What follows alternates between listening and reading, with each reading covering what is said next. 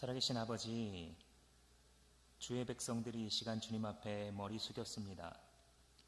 지난 한 주간 지내면서 주님의 백성이라 하면서도 그 이름에 왜 이렇게 걸맞지 않은 그런 순간순간들이 많았는지요. 아버지, 이 시간 우리를 책임지시는 아버지 앞에 우리의 마음 깊은 곳에 있는 어둠까지 다 내어놓습니다. 주님, 숨길 수 없사오매 주님의 빛으로 비추셔서 우리 안에 있는 썩은 것들이 우리의 눈에 보이게 하시고 주님의 그 치료하심으로 도려내어지게 하시며 그곳에 새 마음을 심으시고 성령의 충만과 영적인 각성을 심어주셔서 우리가 주님께서 부르시는 나라를 향해 다시 한번 힘차게 일어날 수 있도록 주님 이 시간을 사용하여 주시옵소서. 예수님의 이름으로 기도합니다. 아멘. 2014년 하나의 배가 침몰한 여객선 사고다 라고는 다 담을 수 없는 일이 우리나라에 일어났고 지금도 여전히 단일 선박 사고로서는 1, 2위를 다투는, 그리고 그런 수치를 넘어서서 우리 국민들의 마음속에 씻기 어려운 비극적인 상처를 남긴 사건, 이 3년이 넘어가고 있습니다. 그때 침몰하던 배에서 나온 그 방송의 내용이 사고 직후부터 회자되기 시작했고 지금까지도 이것을 생각하는 많은 사람들에게 분노를 치밀게 합니다. 안내방송의 내용, 10번 넘게 반복된 안내방송의 내용이 무엇이었습니까? 가만히 있으라. 승객 중에 구조되었던 사람 중에 한 해병대 출신의 그때 50대 중반이었던 서모 씨가 인터뷰를 한 이런 기사가 있어서 제가 한번 읽어보았습니다.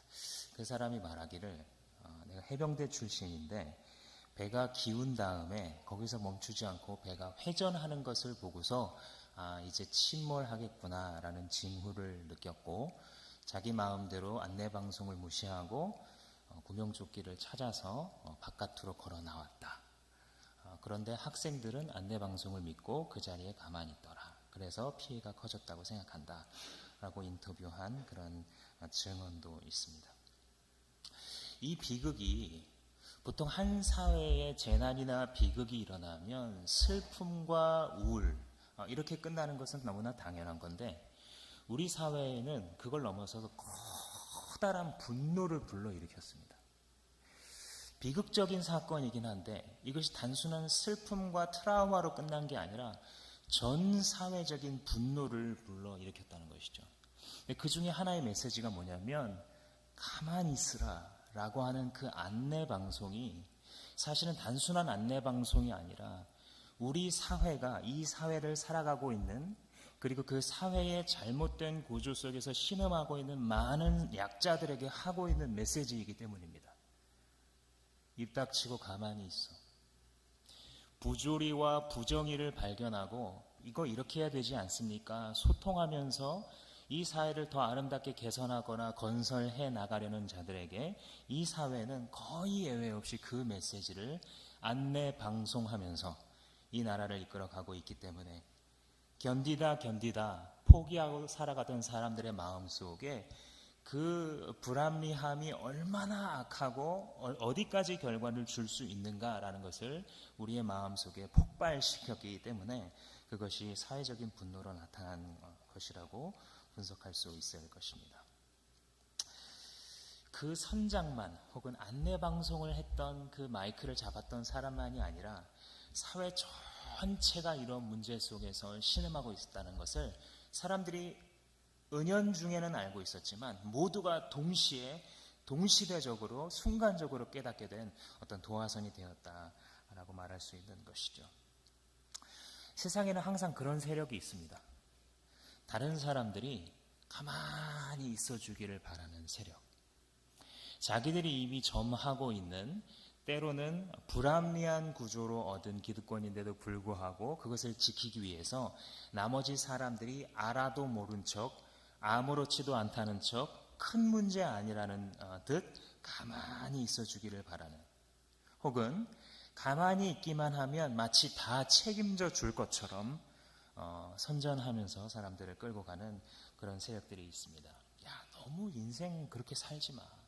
뭐 너무 그렇게 선동되지 마. 다 이렇게 질서를 지키면서 사는 것이 너 좋고 나 좋고 우리 좋은 길이야. 그러니 너는 가만히 있어. 좋은 길이야.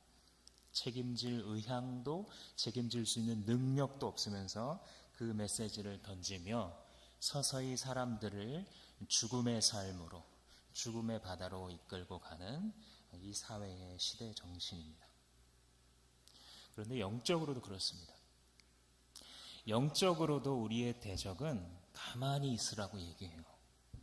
아무 문제 없는 것처럼.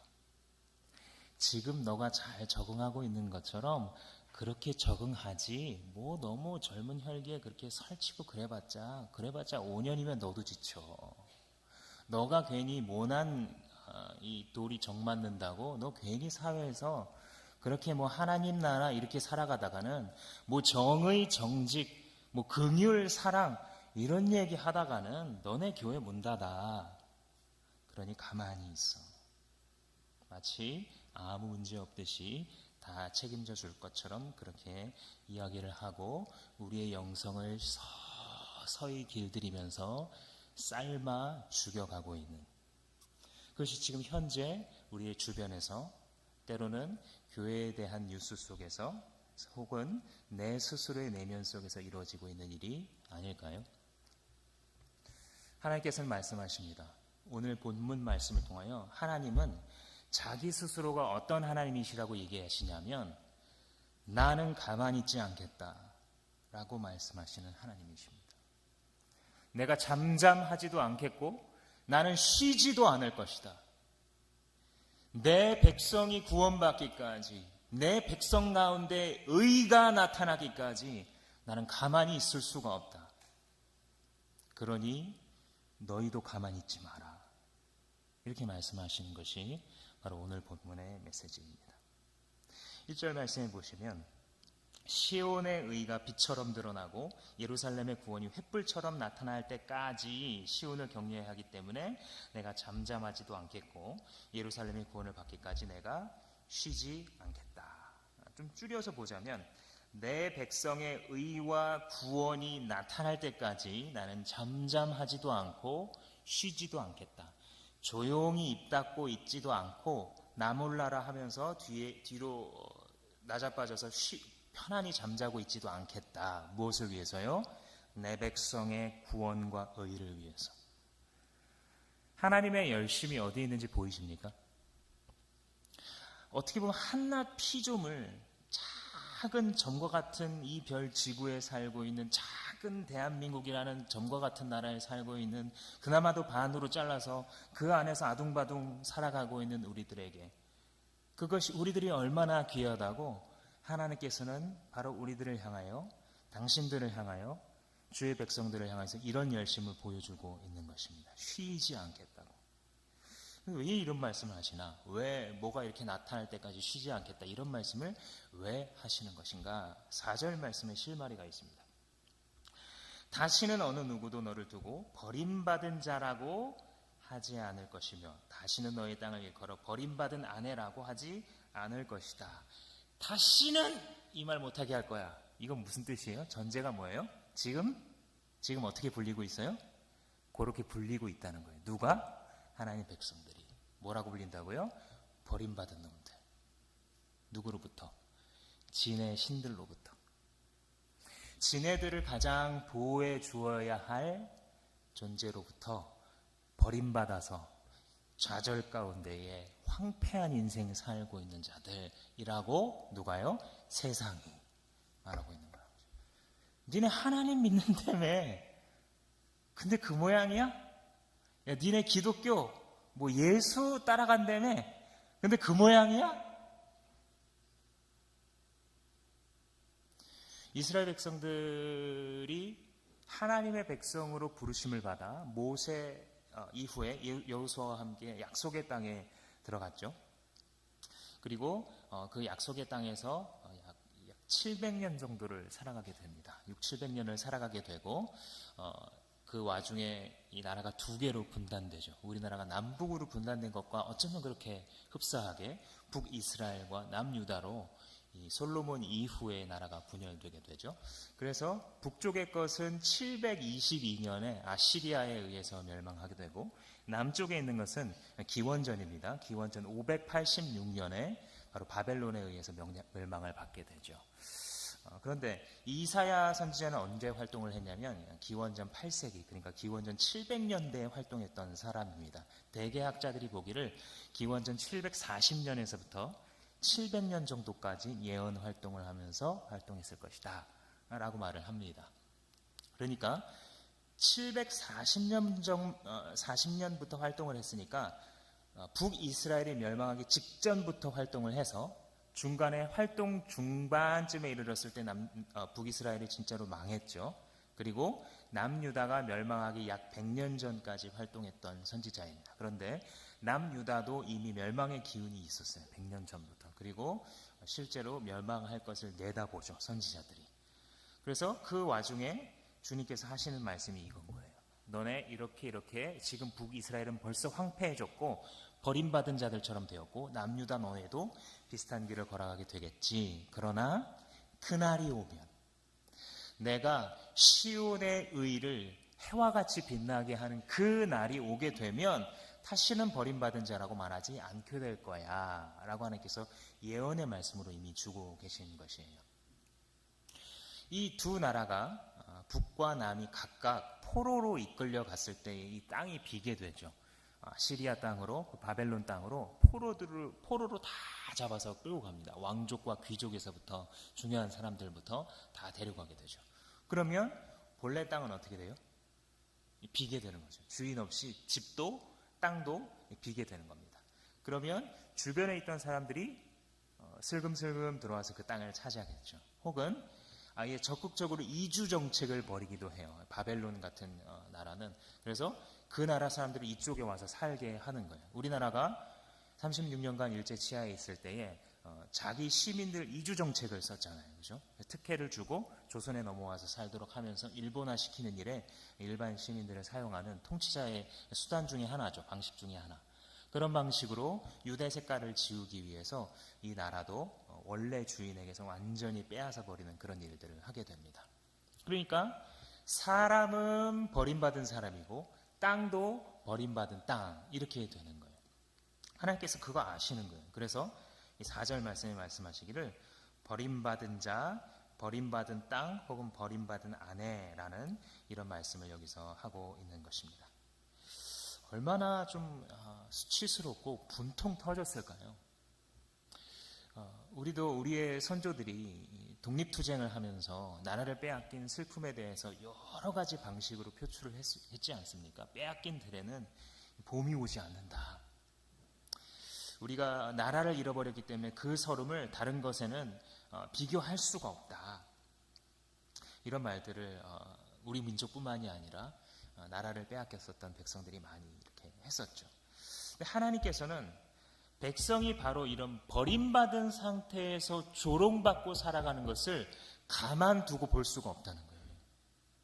내 백성이 나의 사랑과 나의 다스림을 받으면서 그 안에서 피조물의 정점으로 지으신 창조자의 의도대로 인간답게 아름답게 하나님을 섬기고 하나님의 사랑을 받으면서 살아가는 그 완벽한 균형, 그 속에 살아가던 그 삶의 터전을 빼앗긴, 그래서 종로로 타고 있는 그 상태에 있는 것을 나는 두고 볼 수가 없다. 이게 하나님의 마음입니다. 하나님은 자기 백성의 공공을 아시고 마음 아파하시는 분이거든요. 자기의 백성이 비록 피조물일지라도 내가 너의 백성이 하나님이 되고 너는 나의 백성이 될 거야 라고 언약하신 순간 이후로는 하나님께서는 그 백성을 계속 책임지셔야만 되는 하나님이에요. 그게 하나님의 속성입니다. 이 인간에게도 성격이 있는 것처럼 하나님께도 그런 게 있어요. 그래서 성경을 연구하다 보면 하나님의 속성을 공부하는 것이 아주 중요해요. 왜냐하면 기분 따라 변하는 게 아니거든요. 하나님의 속성은. 우리는 기분에 따라 해줄게 했다가 안 해주고 싶어요. 저녁쯤 빌려줄게 안 빌려줘요. 내가 나타날게, 내가 책임질게, 내가 조별과제 이렇게 할게. 그리고 책임 안 져주죠. 이 사람인데 하나님은 그렇게 하시지 않거든요. 그래서 하나님의 속성을 공부하는 것이 되게 중요해요. 근데 그 중에 무엇이냐면 자기의 백성 삼기로 약속하잖아요. 그럼 그 백성을 끝까지 책임지는 것이 하나님의 속성이에요. 언약에 충실하신 하나님의 속성입니다. 예수님께서 선한 사마리아인의 비유를 들으신 거 기억해 보시면 한 사람이 길 가다 강도를 만났어요. 근데 제사장이 이렇게 가다가 보고 피해서 가죠. 왜? 자기는 제사의식을, 예배를 인도해야 되는 이 성직자거든요. 피해서 가요. 레위인에서 가다가 보니까 귀찮게 생겼어. 이 사람하고 엮이면 괜히 득될 건 하나도 없고 괜히 시간 뺏기고 돈 뺏기고 나중에 욕이나 먹지 검은 머리 짐승을 거두는 게 아니에요 하고 이제 지나가 버리죠. 그리고 나중에 사마리아인, 유대인들한테는 취급받지도 못하는, 나라를 빼앗겼을 때 그 이방 백성들이 들어와서 이 혼인을 같이 해가지고 피도 섞이고 막 이렇게 해서 정통 유대인이라고 볼 수 없는 사람들이 사마리아인들이잖아요. 그러니까 인간 취급을 안 해요. 너 그 일본 치아에서 일본인 남자 밑에서 태어난 튀기 아니야? 이런 취급을 받는 거예요. 그보다 더한 종교적인 의미가 들어가 있으니까. 근데 그 사마리아인이 무슨 일을 하냐면 그 강도 맞는 사람을 구해준다는 거죠. 이거는 이 두 가지 양날의 검이죠. 하나는 유대인들의 가식을 예수님께서 치시는 거기도 하고요. 또 하나는 하나님께서 자기의 백성을 사랑함에 대해서 이야기해 주시는 거예요. 왜 그러냐면 그 선한 사마리아인이 누구예요?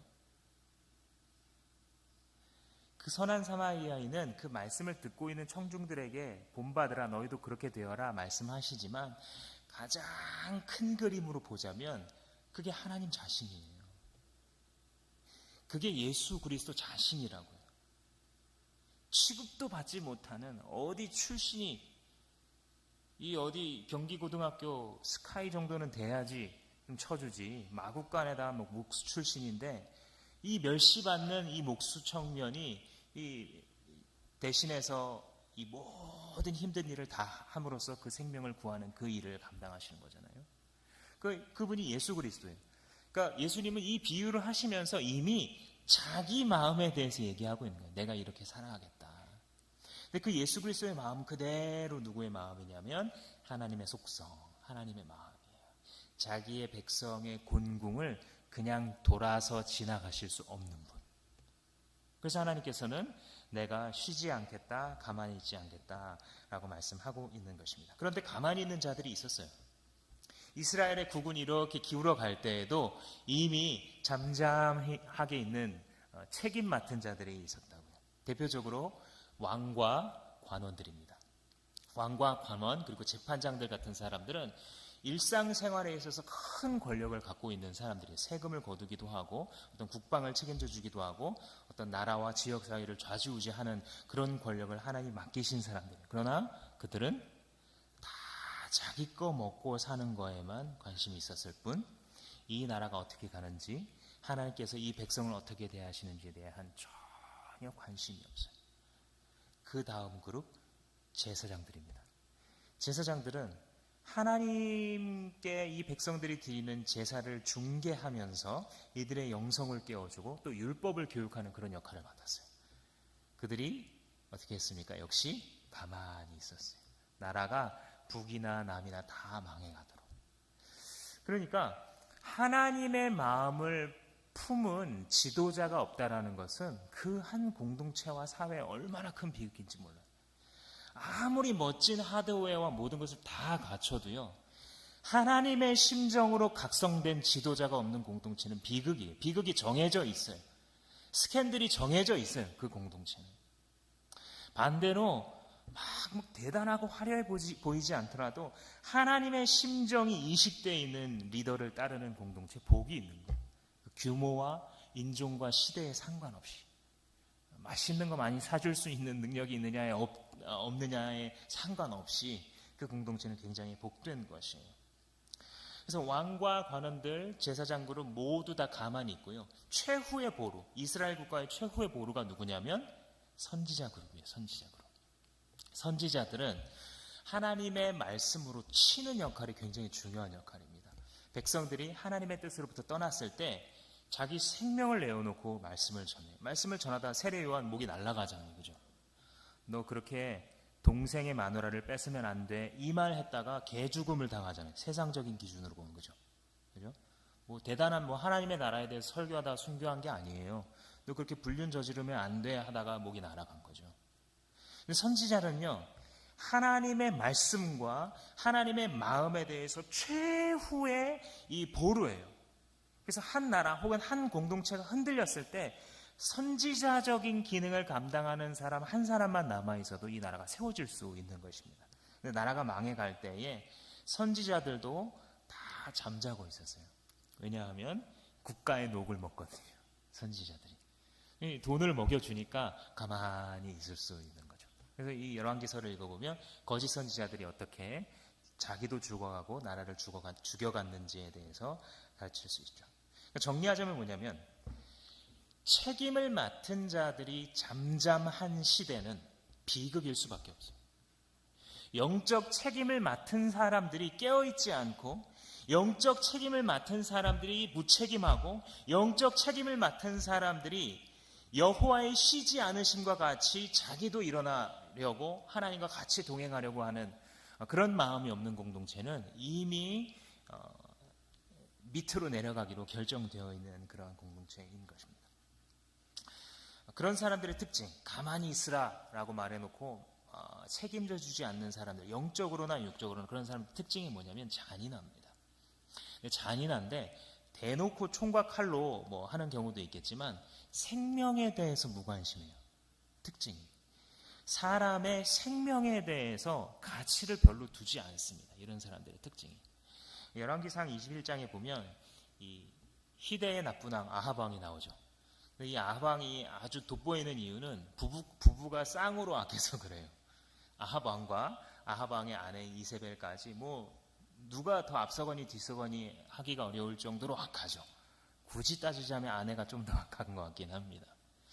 아합이 어느 날 이렇게 왕궁에서 지는 석양을 바라다 보면서 life is good 하면서 이렇게 와인을 마시고 있는데 왕궁 앞에 이 포도원이 있는 거예요. 오늘날로 말하자면 와인 공장이 있는 거예요.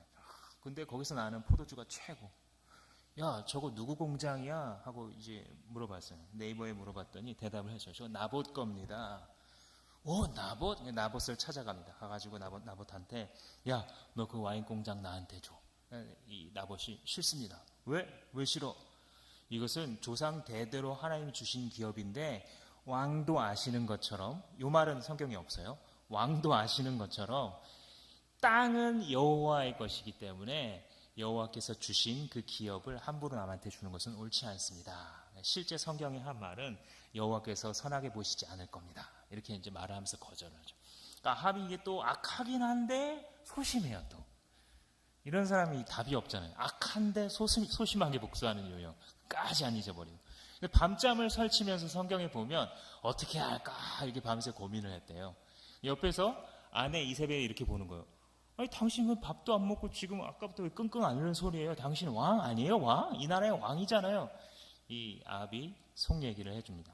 나봇이라는 사람이 있는데 내가 와인 공장을 좀 가져간다 그랬더니 안 준다고 버티고 있어. 그러니까 이 이세벨이 앙칼지게 웃습니다. 웃으면서 당신이 그래도 사내라고 할 수 있어요? 그렇게 배알이 약해가지고 당신이 그래도 왕이에요 이 나라에? 가만히 있어보세요. 내가 해결해 줄게요. 식사하고 계세요. 내가 식사 끝나기 전에 해결해 드릴 테니 하면서 자기 방으로 들어가지고 카톡방을 엽니다. 단톡방에 사람들을 초대해요. 누굴 초대하냐면 나봇 동네의 장로와 귀족들을 초대합니다. 한 30명쯤 초대했겠죠. 여기에 공지사항을 날려요. 야, 여기 나봇이라는 나쁜 사람이 있는데 이 나쁜 사람은 끌어내려야 합니다. 그러니 내가 시키는 대로 하세요. 어떻게 하냐면 A 장로님하고 B 장로님은 먼저 이 말 잘하는 깡패 2명을 데려오세요. 그리고 C 귀족님과 D 귀족님은 재판정을 여세요. 그리고 그 재판장에 나봇을 중간에 앉히고 그 깡패 2명을 옆에 딱 앉힌 다음에 증언하라고 하세요. 그런데 그 깡패의 입에 무슨 말을 넣어주냐면 이 나봇이 하나님을 저주했다. 그리고 왕을 저주했다. 라고 말하게 하세요. 우리 율법에 따르자면 한 사람만 말하면 증거 능력이 부족하잖아요. 그러니 2명 이상이 해야 재판정에서 증거 능력을 인정해 주죠. 그러니까 2명을 반드시 구하셔야 돼요. 이모티콘. 그러자 이 장로들이 그 말을 듣고 오케이! 그대로 깡패들을 구하고 재판정을 세워서 재판정 내에서 이 나봇이라는 사람이 감히 하나님께서 세우신 이 기름 부으신 왕을 저주하는 말을 우리가 두 귀로 똑똑히 들었습니다. 페이크 뉴스를 막 날려요. 그러자 옆에 있었던 다른 귀족들이 막 리트윗을 막 해줘요. 막 페북에 옮겨 나르고 모든 동네가 다 알게 되는 거예요. 그러니까 사람들이 분노하죠. 선동된 사람들이 일어나가지고 나봇을 돌로 쳐 죽입니다. 그러자 이세벨이 그 마지막 보고를 딱 듣고 나서 수고했어요. 다음번에 승진하실 거예요. 딱 남겨주고 방을 딱 닫고 술을 털면서 남편한테 말해줍니다. 그거 와인 공장 이제 당신 거예요. 아합은 좋아서 이 입이 귀에 걸리죠. 짓밟힌 자에 대해서 악하고 권력을 가진 자에 의해 짓밟힌, 그래서 피눈물을 흘리고 있는 사람에게 정상적인 사람이라면, 아니 하나님의 빛을 받은 사람이라고 한다면 최소한의 연민과 긍휼함이 있는 게 정상이에요. 그 사람이 왜 피 흘리고 있건 간에 상관없이. 그런데 한번 이 세상의 메시지에 중독된, 너 그런 거 괜히 나서면 안 돼. 너 그러다 찍혀. 너 가만히 있는 게 제일 잘하는 거야. 이 말에 한번 세뇌되고 중독된 사람들은 하나님의 사람이라고 하여도 찍소리도 못해요. 이 세상의 악함이 보통의 악함을 넘어 한 사람의 생명을 짓밟고 사람들의 눈에서 피눈물이 흘리게 하는 일이 계속 벌어져도 거기에 문제 제기를 하거나 막아보기는커녕 동조나 안 하면 다행입니다. 같이 돌이나 안 던지면 다행이에요. 카톡방에 돌로 던지는 인증샷 안 올리면 다행이에요. 왜냐면 인증샷을 올려야 이 눈도장을 찍히시잖아요, 여왕님께. 마땅히 긍휼히 여길 자에게 무관심하면서 생명에 무관심한 사람들, 가만히 있으라고 현 상태의 죄악과 폭력과 어둠으로 가득 찬 그것을 유지하고 싶은 세력, 그 뿌리는 사단입니다. 오늘날의 시대와 별로 다르지 않아요. 옷과 기계들과 기술만 약간 바뀌었지 인간의 악함과 그 악함 속에서 우리를 조종하고 이끌어가는 저 마귀적인 세력들은 조금도 변한 것이 없어요. 패션과 명칭, 기술들이 조금 바뀌었을 뿐. 이사야 5장 8절에 하는 말씀 들어보세요. 얼마나 똑같은지 지금 사회가. 가옥에 가옥을 연하며 전토에 전토를 더하여. 가옥이라는 것은 집이잖아요. 집. 연한다는 것은 집이 있는데 또 집을 갖는 거예요. 근데 또 집을 갖고, 그런데 또 집을 갖고, 그런데 또 집을 갖는 거예요. 가옥에 가옥을 연하며. 전토라는 건 뭐냐면 땅이에요. 땅. 그죠? 자기가 경작할 수 있는 땅은 정해져 있잖아요. 한 사람이. 아무리 아들을 많이 낳고 소가 있어도 정해져 있다고요. 조금 크고 작고 차이지. 근데 이 욕심이, 이 사단적 욕심이 사람들을 이 차로 쳐 죽여도 멈추지 않는 데까지 끌고 가는 거예요. 그래서 하기를 가옥에 가옥을 연하며 전토에 전토를 더하여 빈틈이 없도록 하고 이 땅 가운데서 홀로 거하려 하는 자들. 촌철살인과 같죠. 현대 사회에 대한 이 지적 아닙니까 이게? 가옥에 가옥을 연하고 그리고 모자라서 땅에 땅을 더하면서 이 땅 가운데 홀로 거하려느냐? 하나님의 블랙 조크예요 이게. 너 땅에 혼자 거하고 싶어? 그렇게 집 많이 갖고 그렇게 땅 많이 가져서 뭐 하려고? 네 삶의 질이 뭐 조금이나 나아져. 그래서 그 사람들에 대해서 그렇게 하려는 자들에게 화가 있을진저. 이사야서를 오픈하면서 이사야 선지자를 통해 하나님이 하시는 말씀. 이미 그 시대에 이미 2700년 전에 그러고 있었다는 거예요. 다른 땅도 아니고 하나님의 율법을 갖고 살아가는 사람들이.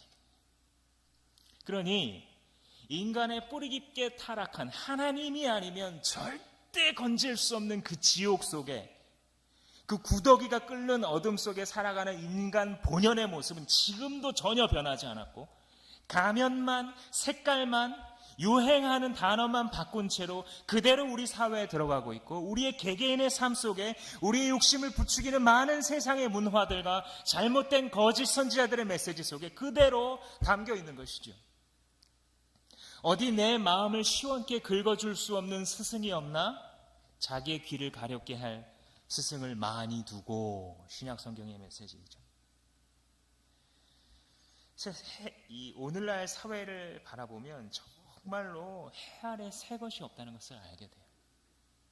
타락한 인간의 일상이 어떤 것인지, 뿌리 깊게 죄성을 갖고 있는 인간에게 힘이 주어지면 그 인간이 예외 없이, 너, 나 예외 없이 타락한 인간이 힘을 갖게 되면 무슨 짓거리들을 해나가는지 해 아래 새 것이 없고 언제든 반복되는 일입니다. 그래서 세상은 시대에 오고 오는 그 당대의 권력을 가진 자들로부터 똑같은 메아리가 울려 퍼지는 거예요. 너 이 돈 먹고 가만히 있어. 너 이 정도 먹었으면 가만히 있어. 너 뭐 그렇게 괜히 깨끗하게 살지 마. 수천 년 동안 반복되고 있는 메시지입니다. 그래도 지금 이 정도 사회 나가면서 너는 이 정도면 해피해야지. 이 정도 즐기고, 이 정도면 너 적응하면서 살아가고 있잖아. 그러면 괜찮지. 이게 이 세상 안에서 여러분들 나가서 세상을 개혁하고 뒤집으라는 소리를 지금 하고 있는 것이 아니에요. 그런 일들도 당연히 잘 분별하면서 크리스천들이 해나가야 될 것이지만, 더 큰 그림에 대해서 우리는 생각해 볼 수 있어야 돼요. 영적인 실체 전체를 바라보시면 저 가장 어두움의 밑바닥에서 이 메아리가 올라오고 있는 거예요. 가만히 있어. 너 그냥 그 정도 살면 돼. 뭐 조금 더 열심히 살아봐. 뭐 조금 더 목자로서 해보고, 너무 힘들면 막 그렇게 안 해도 돼. 야, 너 꼭 새벽 기도를 나와야만 신앙이니? 그 새벽 기도 나온다고 자기 의돼. 그렇다고 저녁 기도도 안 하면서. 야, 너 맨날 그렇게 큐티하면 그게 다 율법이고 어쩌고 저쩌고. 성경 장수 많이 읽어봤자 다 소용없고. 그렇다고 또 깊게 읽는 것도 아니면서. 어두움에 심야는 우리로 하여금 가만히 있으라, 순응하라, 남들 하는 만큼만 너도 하라 라고 하면서 우리를 죽음의 바다 끝으로 점점 끌어들여가고 있는 것입니다. 성경은 말하기를 인간들은 이 상태를 바꿀 수 없다고 말해요. 왜냐하면 죄에 매여 있기 때문에. 죄에 매여 있기 때문에 이 상태에서 벗어날 수가 없고, 이들에게는 제3의 힘이 들어와서 그 사슬을 끌어줄 수 있는 자가 필요한 것이에요. 그게 하나님입니다. 그래서 여러분들은 하나님이 필요해요. 어제도 오늘도 내일도 하나님이 필요해요. 여러분들 하나님 없이는 살 수 없는 자들입니다. 여러분들이 지금 아멘 하건 속으로 퀘스천 마크가 달리건 상관없어요. 당신 하나님이 필요해요. 지금 당신의 마음이 이 메시지를 받아들일 수 있건 없건 간에 기억해 두세요. 당신 하나님이 필요해요. 당신에게는 구원자가 필요해요. 하나님을 부인하고 살아가던 완전히 지옥 갈 운명이었던 당신에게도 하나님이 필요했고요. 예수 그리스도를 만난 이후에도 하루하루 하나님이 없으면 한순간이에요. 한순간. 성자가 악마 되는 것은 한순간이에요. 하나님이 필요한 거예요. 우리는. 예수 그리스도 안에서만 맛볼 수 있는, 예수 그리스도의 복음 안에서만 참으로 경험할 수 있고 참으로 소유할 수 있는 하나님의 마음과 하나님의 사랑과 하나님의 그 생명의 빛이 매일 필요한 거예요. 매일. 그래서 수십 년간 멋지게 하나님의 사역을 했던 사람도 바로 다음 날 신문지상에 날 수 있는 것이에요.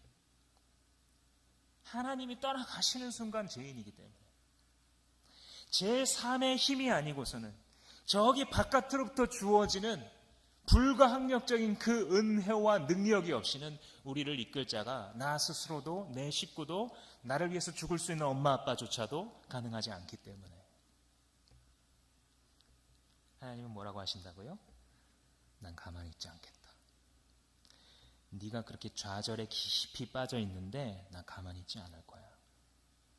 너를 반드시 그 좌절에서 건져낼 거야. 이게 하나님의 말씀입니다. 네가 지금 어디서부터 풀어야 될지 모르는 죄의 사슬에 매여 있는데 난 반드시 널 풀어낼 거야. 나는 가만히 있지 않을 거야. 나는 잠잠하지 않겠어. 이게 우리 하나님의 마음입니다. 이게 하나님의 속성이에요. 변하지 아니하는 하나님의 성격입니다. 나는 너를 구원하고야 말겠고 나는 너를 고쳐 쓰고야 말 거야. 나는 너의 의가 해같이 빛나고 너의 구원이 횃불처럼 빛나기까지 나는 쉬지 않겠다. 이스라엘에게 말씀하셨던 하나님께서 오늘날 교회에 그리고 자기 백성들에게 말씀하십니다. 그런데 여기서 주목해야 될 것은 뭐냐면 하나님은 그럴 능력이 있다 없다? 있다. 이 세상 신과의 차이점입니다. 세상의 이 만몬은 약속해요. 내가 다 할 수 있다고. 이게 막 농담하잖아요. 지금은 돈으로 못 사는 건 사랑이에요. 그런데 사실은 사랑도 살 수 있어요. 이런 통계 저런 통계. 뭐 월수입 얼마 이상이면 이혼 안 당하고 뭐 막 이 돈이면 이제 사랑도 될 수 있다고 거의 믿는 분위기예요. 이제 사람들이. 근데 사실 그럴 수 없죠. 더 씁쓸하죠. 돈으로 산 사랑. 그런데 하나님은 능력이 실제로 있어요. 그게 차이점이에요. 2절 말씀 보시면 이방 나라들이 내게서 의가 이루어지는 것을 볼 것이다. 무도왕이 내가 받은 영광을 볼 것이다. 사람들이 너를 부를 때에 주님께서 내게 지어주신 새 이름으로 부를 것이다. 그러니까 결국은 본다는 거예요. 사람들도 다 알게 될 거라는 거예요. 뭐를요? 하나님 끝까지 쉬지 않고 내 의와 구원을 드러내시는 것을 모두 보게 된다는 것이죠. 정말 영광스러운 표현이 무엇이냐면 주님이 내게 주어주신 새 이름으로 부른다는 거예요. 사람들이, 주변의 사람들이 여러분들을 바라볼 때에 하나님께서 주신 이름으로 막 부르기 시작할 것이라는 거예요. 왜 하나님께서 새 이름을 주신다고 한다면 하면 우리가 가지고 있는 이름들은요 사실 초라하거든요. 세상은요 끊임없이 우리의 인생이 뭐냐면 네가 얼마나 초라한 놈인지에 대해서 말해주는 게 세상이에요. 그 나이에 맞게 너 지금 20살인데 너 지금 30살인데 너 지금 40살인데 너 지금 50인데 너 60인데 그것밖에 안 돼? 이게 세상의 메시지잖아요. 끊임없이 초라한 이름으로 불러요 우리들을. 왜요? 그렇게 공포를 심어주고 수치를 심어주면 조종이 가능하거든요. 너 지금 20살인데 남들 다 이렇게 하고 있는데 너 그거밖에 안 돼? 너 30살인데 40살인데 너는 다 지금 이렇잖아 저렇잖아. 너 지금 남들은 자식들이 이렇게 되고 저렇게 되고 있는데 너는 지금 뭐 했니? 너 그러다가 네 자식 굶어 죽일래? 그렇게 해서 네 자식 경쟁에서 살아남겠어? 대학 가겠어? 결혼하겠어? 공포로 조종을 할 수 있는 거거든요. 세상은 초라한 이름으로 우리를 부르고 싶어요. 그런데 그 세상에 젖어서 살아가면 우리 안에 뭐가 생기냐면 절망의 이름이 생겨요. 절망의 이름. 그죠? 나 스스로도 이제 막 이름을 짓기 시작하는데 그 이름이 다 좌절스러운 이름들이에요. 그래, 진짜 난 진짜 바보다. 그래, 나 같은 놈 뭐 살아서 뭐 하지? 이렇게 해봤자 뭐 딱히 엄마가 뭐 도와줄 수 있는 것도 아니고 우리 집에 재산이 있는 것도 아니고 내가 뭐 머리가 뛰어나길 해, 뭐 눈치가 빠르길 해. 지금까지 살아온 거 곱하기 3 해봤자 초라한 인생이다. 더 살아서 뭐해? 절망의 이름을 자꾸 자기에게 주어줘. 이 인간의 악한 두 면이 하나는 적극적으로 악한 면이 남들에게 계속 초라한 스티커를 갖다 붙이는 거예요. 그리고 자기 자신에 대해서는 수동적으로 소극적으로 절망의 이름을 갖다 붙여주는 것이죠. 너는 할 수 없다고. 너는 아무것도 아니라고. 이게 예수님을 만나서 겸손으로 하는 말도 사실 말은 비슷해요. 그 안에 담겨있는 건 완전 다른 세계이지만 그런데 그랬던 자들에게 주님께서는 뭘 해주시냐면 이름을 새로 바꿔주신대요. 아멘이십니까? 주님이 찾아오면 생기는 일이에요. 그래서 우리가 하나님이 필요하다니까요. 하나님이 찾아오시면 세상 어디에서도 버림받았던 자들을 영광의 자리로 막 이끄세요. 오늘 본문에 보시면 3절 말씀에 거의 믿기 어려워요. 정말 주님 이렇게 해주세요? 믿기 어려울 정도예요. 하나님의 손바닥에 놓여있는 왕관이 되네. 여러분들이 자기가 하나님의 손바닥에 놓여있는, 이건 컵이지만 왕관이래요. 우리가 이게요, 믿음이 없으면 거의 인정할 수도 없고 받아들이기도 민망한 표현들을 하나님은 하세요. 그런데 하나님은 진심이에요. 너는 나의 아름다운 면류관이고 내 손바닥에 놓여지는 왕관이 될 것이다. 절망이고 쓰레기고 루저였던 사람들인데 그게 우리가 짓고 세상이 지은 이름인데 하나님이 지으신 이름은 너는 면류관이고 너는 왕관이야. 4절 말씀에 가시면 더해요. 4절 말씀 뒷부분에 보시면 오직 너를 하나님께서 좋아하시는 여인이다. 이게 이전 버전 개역성경이나 전통적인 영역본들은 헵시바라고 하는 부분이에요. 기억나세요? 그걸 이제 풀어놓은 거예요. 새 번역이니까. 하나님께서 좋아하시는 여인은 원래 헵시바예요. 헵시바. 헵시가 나의 기쁨이란 뜻이거든요. 헵시, 나의 기쁨. 바흐는 뭐냐면 그녀 안에. 그러니까 나의 기쁨, 그녀 안에 있어. 이 뜻이에요. 그러니까 하나님이 자기 백성을 바라보실 때, 여러분 한 사람 한 사람을 바라보실 때 이게 하나님의 평가예요. 이게 하나님이 여러분들에게 붙여주시는 새 이름이에요. 여러분들 스스로도 이 이름을 부르기를 원하시는 거예요. 여러분들이 공동체 안에서 서로를 이렇게 부르기를 원하시는 거예요. 주 여호와의 기쁨이 내게 있다. 하나님의 기쁨은 저 어디 먼 별에 있는 것이 아니라 저 어디 엄청난 우주선을 탐사해서 찾아내야 되는 그 별에 하나님의 기쁨이 있는 것이 아니라 광대한 우주에 하나님의 기쁨이 있는 것이 아니라 저 깊은 바닷속에 하나님의 우주가 있는 것이 아니라 보이지 아니하는 마이크로 세계에 그 깊은 신비 속에 하나님의 기쁨이 있는 것이 아니라 네 안에 있어. 나의 기쁨 네 안에 있어. 헵시바. 하나님께서 좋아하시는 여인이다 라고 새 이름을 주신다는 거예요. 그리고 그 땅도 마찬가지. 결혼한 여인, 뷸라, 헵시바와 뷸라 이렇게 개역성경이 번역을 했었죠. 이 뷸라는 뭐냐면 임자 있음, 이 정도 직역하자면 임자 있음, 이미 누구와 결혼했음 이런 뜻입니다. 그러니까 하나님께서 그 사람과 그 사람이 살아가는 땅, 그 터전, 그 사람의 삶의 지경을 이렇게 새 이름을 붙이신다는 거예요. 오해하면 안 되는 것은요, 우리가 살아갈 때 사람들이 볼 때 으리으리한 집과 막 드림카를 타고 살아가게 한다는 뜻이 아니에요. 우리는 이 세상을 살아가면서 예수의 죽은 것을 몸에 짊어지고 가는 사람들이에요. 그래서 이 크리스찬이 고난받기를 선택하는 사람들이 무엇을 위해서? 복음을 위해서. 자기가 이미 생명이 해결됐잖아요, 우리는. 그죠? 여러분들이 크리스찬이면요, 삶에서 가장 큰 문제가 해결됐어요. 그죠? 뭐요? 생명이 해결됐어요. 생명 문제가 이미 해결된 사람들이잖아요, 여러분들. 아니세요? 아닌 분들 수련회 꼭 오셔야 됩니다. 이 생명의 문제가 해결된 사람들이기 때문에 생명의 문제가 해결 아직 안 된 사람들을 위해 존재하는 거예요, 우리는 이 땅에서. 왜냐하면 생명의 문제가 해결되었으면 주님과 같이 에덴 동산을 컴백하면 되는 거예요. 지금 배 목사님처럼, 심성민 형제처럼, 안대욱 선교사님처럼 컴백하는 게 우리의 지고의 행복이에요. 그런데 왜 이 땅에 남아있느냐? 아직 생명 문제가 해결 안 된 사람들이 널려 있으니까. 근데 해결 안 된 것도 모르고 살아가고 있으니까.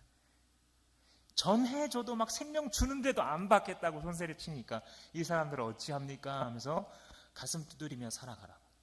그들 때문에 눈물 흘리고 그들이 나를 몰라주고 오해해가지고 가슴 아프면서 이 견딤을 십자가로 알고 그리스도의 흔적을 우리 가운데 갖고 살아가라고 우리 이 땅에 두신 거잖아요.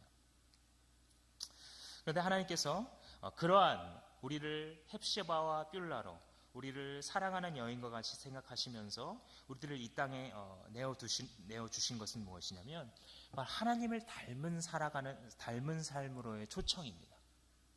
하나님께서 내가 쉬지 않고 잠잠하지 않겠다라고 하시면서 보여주시는 것이 바로 하나님의 열심이에요. 하나님의 열심. 하나님의 열심은 인간의 열심하고는 비교할 수 없을 만큼 중요한 거예요.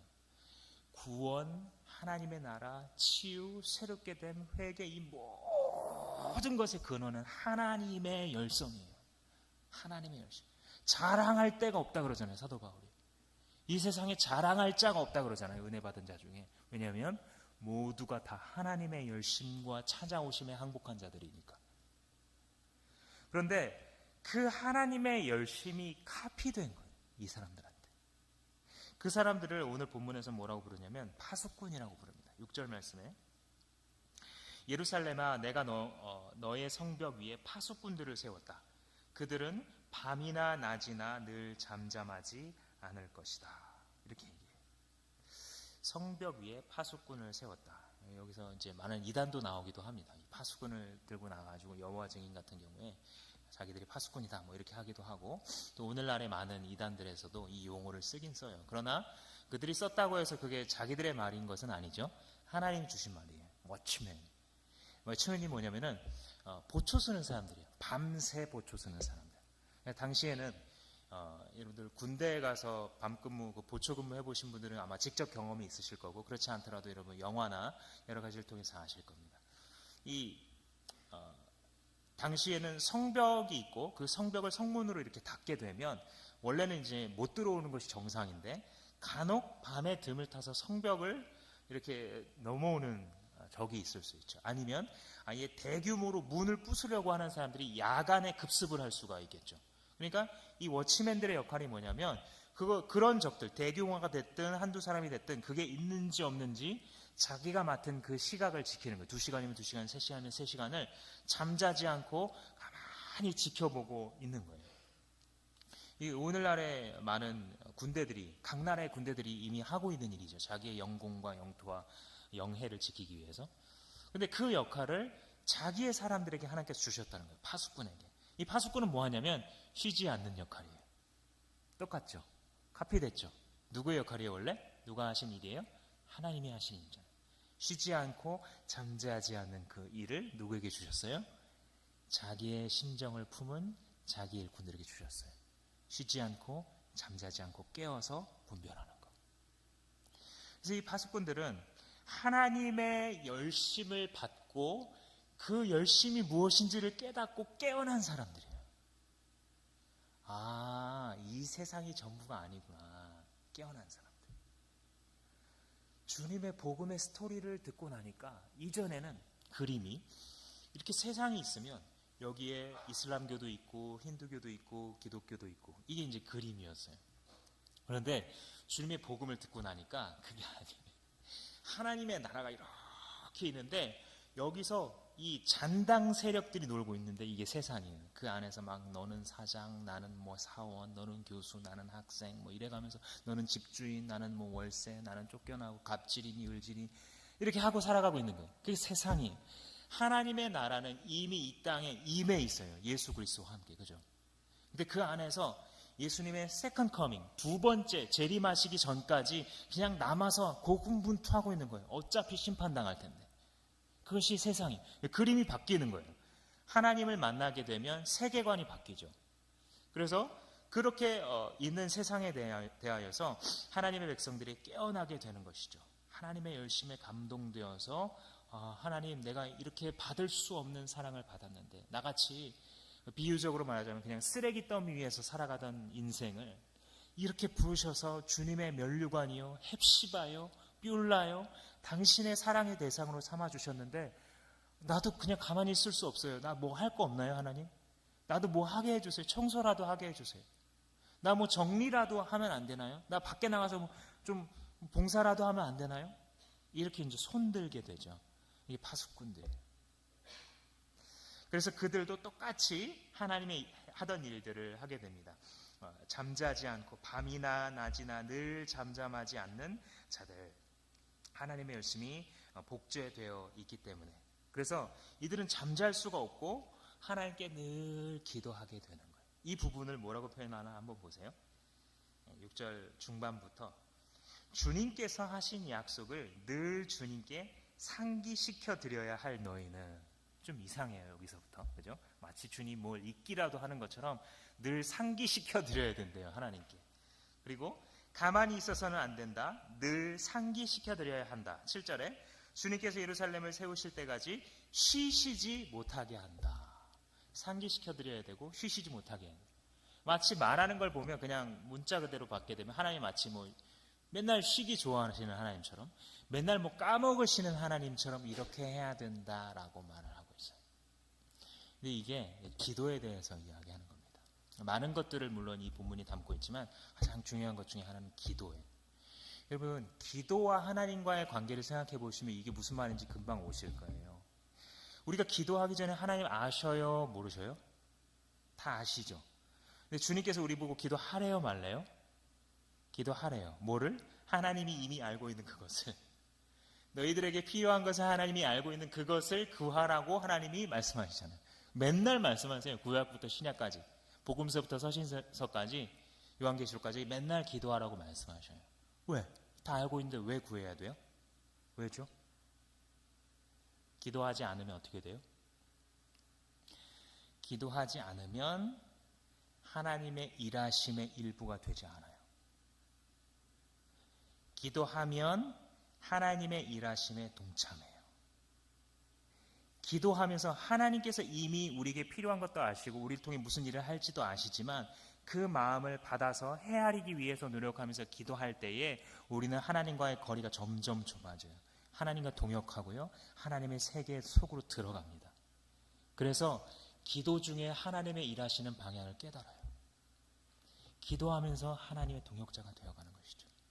그래서 하나님의 뜻이 하늘에서 이루어진 것처럼 땅에서도 이루어지이다. 기도 중에 이미 그걸 깨달아요. 아, 하나님이 지금 여기에 관심을 갖고 나를 일으키시는구나. 사람들을 부르시는구나. 우리에게 긍휼한 마음을 부어주시는구나. 이 사역을 향하여서 자꾸 우리 교회가 눈뜨게 하시는구나. 기독교 학교 운동을 위하여서, 분리개척을 위하여서 자꾸 우리는 불편한데도, 여기저기 막 불편한 것들이 있는데도 계속 우리를 깨우시는구나. 기도하는 중에 하나님, 하늘에서 맨 것이 땅에서 메이고, 땅에서도 메인 것이 하늘에서도 메이고, 땅에서 푼 것이 하늘에서도 풀리는 그 역사를 경험케 하시는 거예요. 그러면서 이 사람은 기도의 사람이 되고 하나님의 사람이 되죠. 이게 파수꾼입니다. 그래서 파수꾼이 마치 하나님이 지금 문학적으로 얘기하시는 거예요. 야, 나한테 기억나게 해봐봐. 아시겠어요? 나 쉬지 말게 해봐봐. 이게 사실은 무슨 뜻이에요? 나는 그 일 하고 싶어 죽겠어. 죄송합니다. 사람의 표현으로. 난 진짜 이 일 하고 싶어. 그러니까 나 그 일 하게 해봐봐. 영어에는 아예 그 표현이죠. Let me introduce myself. 그냥 introduce 하면 돼요. 자기를 소개하면 돼요. 근데 let me, 나한테 하게 해주세요. 나로 하여금 나를 소개하게 해주세요. 아예 말투 속에 있잖아요. 그거와 비슷해요. 나로 하여금 잊지 말게 해라. 잊겠다는 뜻이 아니야. 잊어버리시는 하나님이시라는 뜻이 아니라 나 그렇게 하고 싶다라는 거예요. 하나님의 진심이 담겨 있는 거예요. 무엇을요? 너희가 나의 열심에 의해서 깨어나서 그 카피된 하나님의 열심을 품고 기도의 자리에서, 골방의 자리에서 하나님의 역사에 동참하라고, 하나님의 세계 속으로 들어오라고, 그래서 생명을 살리는 일을 너희도 하라고. 생명에 무관심한 채 잔인한 메시지를 수천 년간 반복하며 가만히 있으라고 말하고 악에 포로된 자들에게 아무 일도 해주지 아니하고 이 땅에서 집 한 칸 마련하고 한 단계 더 올라가는 것에 모든 목숨을 걸고 살아가고 있는 자들, 이 미친 세상에 대하여서 나는 가만히 있지 않겠다. 너는 어떻게 할래? 나는 가만히 있지 않을 거야. 나는 쉴 수가 없어. 내 자식들, 내 백성들을 놓고 나는 잠잠히 조용히 입 닥치고 있을 수가 없어. 너는 어떻게 할래? 내 사랑하는 자들아, 나의 구원된 신부여, 나의 교회야, 너희는 어떻게 할래? 이렇게 물으시는 거예요. 그래서 우리는 이 땅을 살아갈 때 이 작은 가슴 안에 다 담을 수도 없는 원대한 하나님 나라의 꿈을 품고 터질 듯한 가슴으로 기도의 골방으로부터 흘러나오는 그 능력을 가지고 이 세상 가운데에 교회에서 섬길 자들을 향해서 나아가는 것입니다. 그래서 주님께서는 멋지게 나로 하여금 상기시켜주라, 나로 하여금 쉬지 못하게 하라 라고 말씀하시는 그 역설적인 강한 진심을 우리에게 남겨주고 계신 것입니다. 이거를 아예 문자적으로 외면적으로 잘 표현한 것이 10절 이하의 말씀입니다. 나아가거라, 성 바깥으로 나아가거라, 내 백성이 돌아올 길을 만들어라. 큰 길을 닫고 장애가 되는 그 사람들이 돌아오는데 시험거리가 있거나 뭐 있으면 네가 다 치워줘. 네가 돌 다 치워줘. 그래서 그 VIP가, 그 못된 상사가 예수님에 대해서 좋은 인상 갖도록 네가 다 깔아줘. 네가 져줘. 네가 희생해주고 네가 바보 돼. 길을 닦아주라는 거예요. 그가 구원한 백성을 데리고 오실 수 있도록.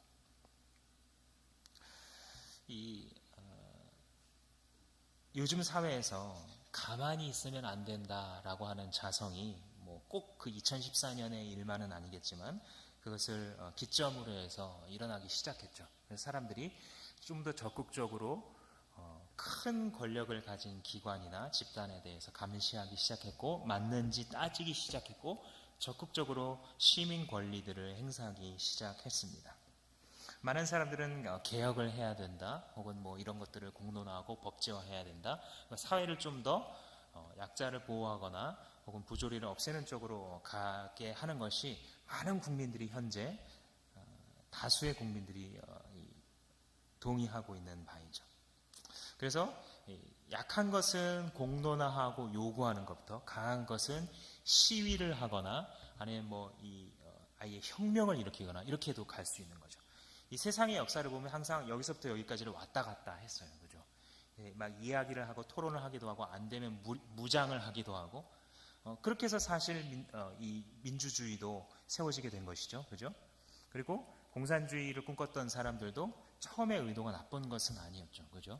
맨날 이 땅을 다 가지고 있는 지주들이 계속 다스리면 안 되니까 이거는 아무리 말로 해도 안 되고 아무리 법을 세워도 안 되니까 한번 폭력혁명으로 뒤집어 보자. 아이디어가 그럴듯했어요. 그 당시의 사람들에게는. 아주 정의로워 보였다고요. 그러나 그 실험이 실패였다는 것을 많은 자들이 알게 됐죠. 왜냐하면 한판 뒤집었더니 또 다른 놈이 나타나니까. 독재라는 것이 필연적으로 따라오게 되기 때문에 그것이 참으로 바꾸는 길이 아니다라는 것을 알게 됐죠. 그러니까 세상의 방법을 가지고서는 어느 정도 의미가 있을 수는 있는데 아예 무의미한 것이 아니라 어느 정도 세상을 바꾸어가고 개선하는 일들이 의미가 있습니다만 한계가 분명한 거예요. 한계가. 왜냐하면 생명이 이동하지 않아요. 세상을 바꾸고 사회를 개혁하는 것 중요하고 그리스도인들도 그 일부가 되어야 된다고 믿어요. 그러나 그것이 생명을 여기서 여기로 이동시키지 않는 점을 분명히 기억해요. 생명은 어떻게 이동되냐면 파수꾼들을 통해서 이동돼요. 하나님의 열심으로 복제된 자들, 그 자들을 통해서 생명이 여기 있던 자들이 이쪽으로 어둠의 나라에서 그의 사랑의 아들의 나라로 골로새서의 말씀처럼 그렇게 변화되는 일이 벌어지는 것입니다. 인간의 것을 지키는데, 인간의 것을 개선시키는 데 있지 아니하고 하나님의 나라를 세우는 데에 참 의미가 있다는 것입니다. 사랑하는 성도 여러분, 이 어두운 세상 살아나갈 때에 숨이 때로는 막히시죠? 때로는 과연 내가 믿음 생활을 한다라는 것 자체에 대해서도 회의감을 느끼시거나 무력감을 느끼실 때가 있으시죠? 근데 그럴수록 지금 우리가 벌써 2달이 다 되어가도록 묵상하고 있는 이 이사야 선지자를 통해 하나님께서 지겹도록 반복하고 계신 이 메시지를 기억하십시오. 나는 가만히 있지 않겠다. 나는 쉬지 않겠다. 내 백성을 구하기까지 나는 조용히 있을 수가 없다. 나는 반드시 너를 찾아가서 너를 찾아내고 너를 구원하고야 말겠다. 너의 대적들을 심판하고야 말겠다. 반복해서 말씀하시는 이 하나님의 진심을 회복하셔야 합니다. 당신의 확신 속에서 이 하나님의 성품을 회복하셔야 돼요. 언약에 충실하시고 변하지 아니하시는 하나님이 이 세상에 떠들어대는 많은 정보의 홍수보다 당신에게 더 무게감이 있어야 합니다. 그때부터 하나님의 나라가 당신 안에서 진전하게 되기 때문입니다. 하나님께서 가만히 있지 않겠다 말씀한 이것은 하나님을 대적하는 자들에게는 심판이요, 하나님의 백성들에게는 구원이 될 것이기 때문입니다. 사랑하는 성도 여러분, 그 하나님의 열심 속으로 들어갑시다. 그 하나님의 손길에 녹아져 들어가 그의 손이 됩시다. 그리스도와 함께 나아가서 이 세상 가운데에 그 십자가의 깃발을 뭇 백성 앞에, 오늘 본문처럼 뭇 백성 앞에 높이 들고 많은 사람들이 믿음을 버리고 떠나가는 이 세태라 할지라도 끝까지 서서 하나님의 그 마음을 시원케 하는 여러분들 되시기를 주님의 이름으로 축원합니다. 기도하시겠습니다. 살아계신 아버지 하나님, 택하신 자들을 구원하시기까지 쉬지 않으시고 잠잠하지 않으신다는 이 사실이 우리에게 얼마나 복된 소식인지 하나님의 시간 다시 한번 깨닫습니다. 생명 되신 말씀으로 우리에게 주셨사오니 하나님, 이것이 오늘 저녁부터 우리 속에 역사하여 우리의 삶에 남아있는 무기력의 이름이 떠나가게 하여 주시옵소서. 절망의 이름이 떠나가게 하여 주시옵소서. 좌절과 비난과 무분별한 불평이 떠나가게 하여 주시옵소서. 대신 하나님이 주신 새 이름이 우리의 혀 위에, 우리의 입술 위에 있게 하셔서, 얘야, 너 스스로가 못나 보여도 나의 기쁨이 너에게 있다. 너는 나의 면류관이다. 너는 나의 손바닥 위의 왕관이다 말씀하시는 그 하나님의 음성에 의하여 일어나게 하여 주시옵소서. 주님을 찬양합니다. 예수님의 이름으로 기도합니다.